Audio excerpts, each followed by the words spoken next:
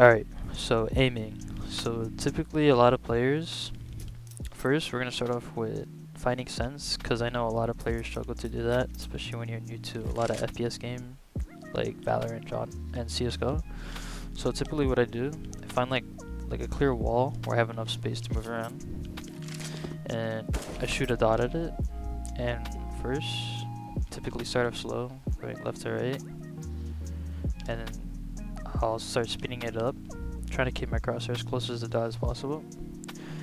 And this gives you a general sense of your hand to mouse movement and how the tracking should feel. So typically with a lot of lower sense, it's more consistent compared to high sense, as with high sense it's a lot more harder to make micro adjustments compared to low sense.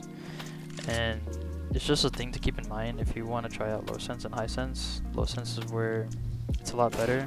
So in the sense of finding your sensitivity, it's what I see a lot of players do. They kind of mess around, or like lower and higher sense. But a rule of thumb is with lower sense, it's a little bit more consistent than higher sense. It's because you can actually make micro adjustments a lot more easier compared to high sense. As in high sense, you're more prone to make more mistakes, and making micro adjustments is a little bit harder on the fly. As in lower sense, you can easily see where your hand needs to go and what you need to do. But regarding sensitivity, when you warm up, you typically should start off kind of slow,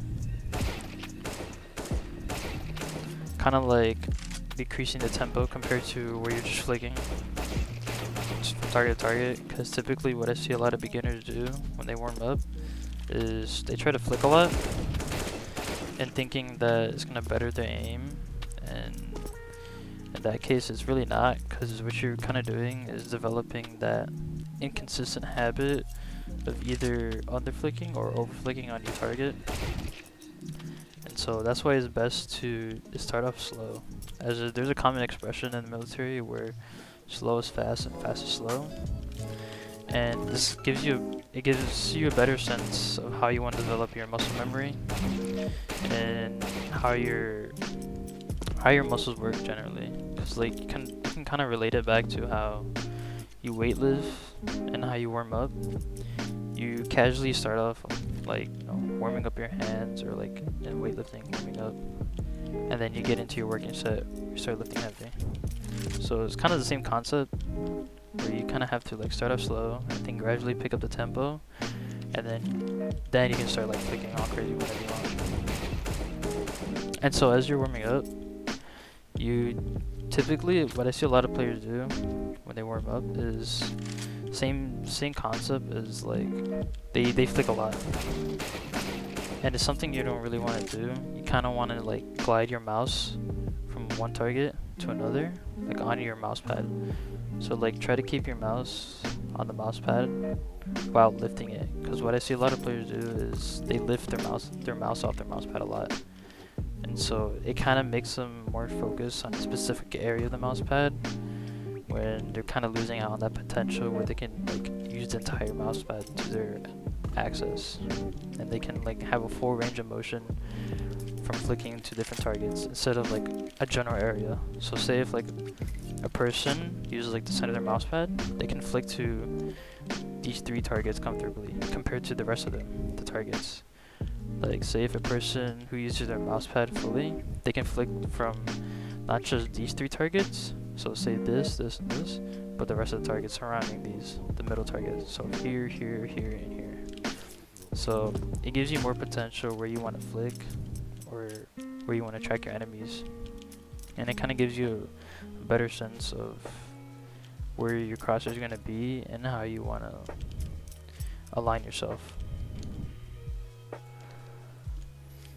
So kind of going back to what I was talking about, gliding your mouse between each target, is the reason is because that with gliding your mouse between each target instead of flicking sometimes, it creates that smoother aim which you kind of want.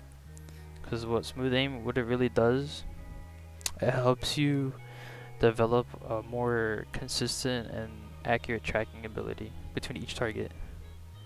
because it's something you really need, especially in different situations where you're gonna have different enemies swinging you, obviously, and it's gonna make you feel more comfortable when aiming, because essentially what it does, it somewhat eliminates that idea of underflicking and overflicking. So kind of gets rid of that randomness when you aim. Alright, so a good exercise to do if you want to practice your tracking ability, especially in Valorant, as I know there's not really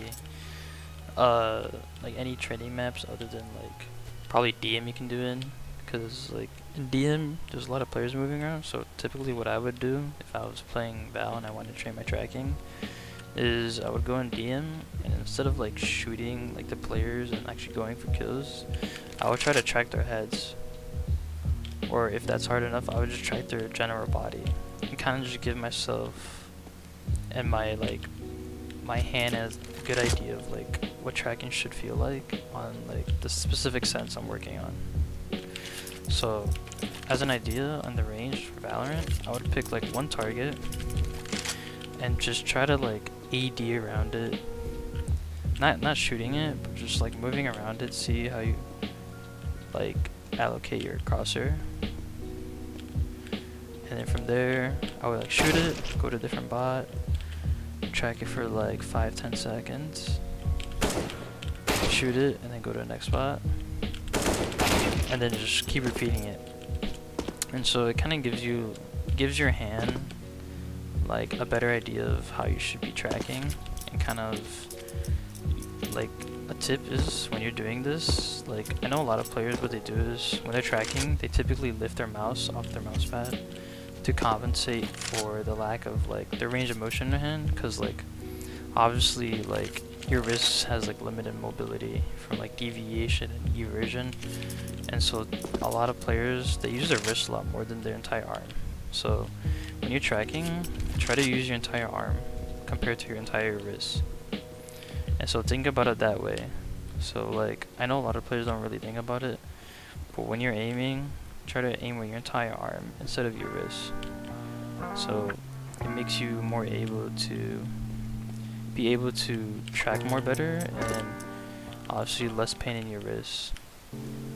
So typically what I see a lot of players do when they're aim training or warming up for either CSGO and Valorant, they tend to always try to flick as fast as they can while hitting like every like headshot, but realistically, like obviously it's not gonna be possible to hit every head.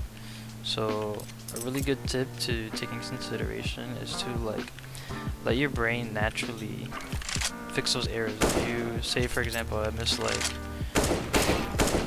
1 every 3 bots or like 1 every 5 bots, and so let your brain like naturally like adjust itself and kind of like fixing those errors and like missing the heads, because eventually your brain is gonna adapt your hand and making you able to flick to every target you see more consistently.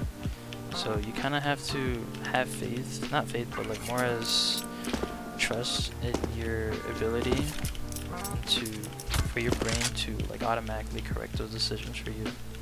Because I see a lot of people get frustrated and when they can't aim, or they say like, oh, it's my bad day, or etc. So it kind of also plays into that mental part where you kind of like you bring yourself down just because you can't aim, and so that also affects your mental ability and where your brain can naturally adapt into fixing your aim in a way, more of like adapting to having a better aiming style.